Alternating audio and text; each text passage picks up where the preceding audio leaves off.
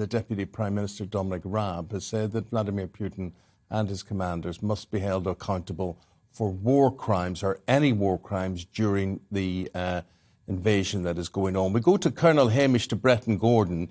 The Colonel is a former commander in NATO chemical, biological and nuclear weapons commander, and he joins us now. And I suppose, Colonel, that is where we begin. Possible concerns about chemical warfare. Do you think chemical and biological weapons will be involved sometime in what's going on here?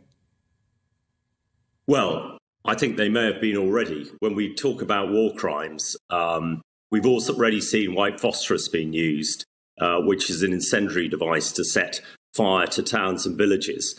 I've seen the Russians at very close call in Syria over the last 10 years, and classic sort of scorch and burn tactics where collateral damage is absolutely no interest to them.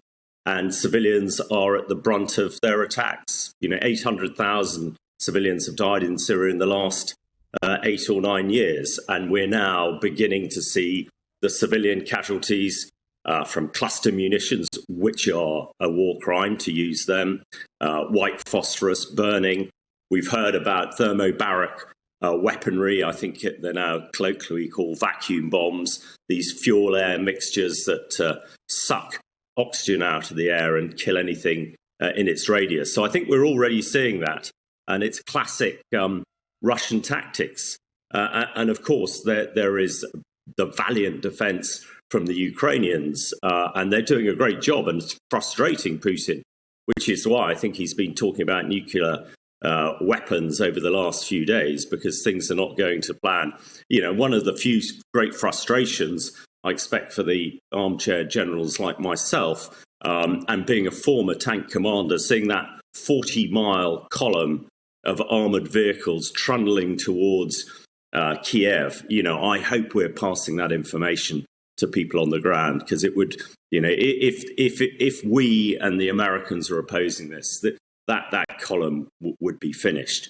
But it is very sinister that it looks like they are moving on Kiev, and that is where we can see huge casualties. And these, and just to reiterate, the way that the Russians and the Syrians attacked cities in Syria, they use every weapon available, including chemical weapons.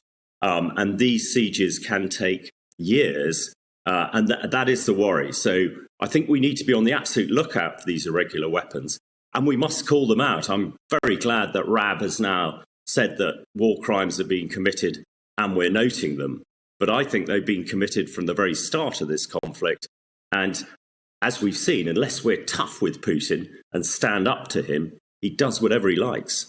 Quite, Hamish, and we underestimate him, don't we, at our peril. And if he's, saying that he's putting his nuclear forces on so-called enhanced combat duty, does that not make us all start to worry here? I mean, I can't tell you the numbers of people, friends and family who've asked me the genuine question, should we be worried here, say, in London? If so, what sort of notice would we have of an intercontinental ballistic missile coming our way from Moscow and the likes?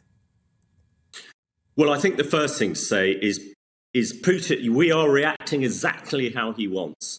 He wants to terrify us. He wants the British people to start questioning our involvement in Ukraine. And I would say, and of course, with my expertise in nuclear defence, I've spent a lot of time trying to reassure people. Now, all nuclear capabilities are on high alert. If our submarines, wherever they are not on high alert, we would be very surprised. So I think this is just rhetoric. It's diversionary.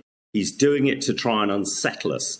This is what the Russians do so well. And again, not wanting to harp on about Syria, but what we've seen in Syria in the last 10 years is what is now playing out in Ukraine. So we know how he's going to operate, and we need to be very aware of that. But this whole campaign of disinformation to try and get people worried is absolutely classic Russian. And we must, stand up, make sure that the population are aware. I don't think that the threat of nuclear attack on this country is any greater than it was before the Ukraine attack. But, the government and all politicians in London must be absolutely determined in their opposition to Putin to make sure that he knows that this is beyond the pale. But I'm afraid it all goes back to the Obama red line in August 2013, when we said the use of chemical weapons in Syria would be a red line and we would react. Now, we didn't. And Putin took that really as a free rein to do whatever he liked.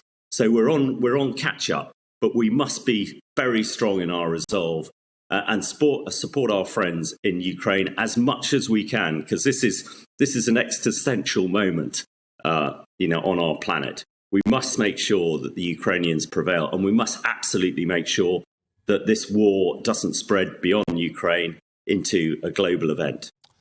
Colonel, we've got to leave it there. That's Colonel Hamish De Breton-Gordon. Thank you very much indeed for your analysis. We appreciate that.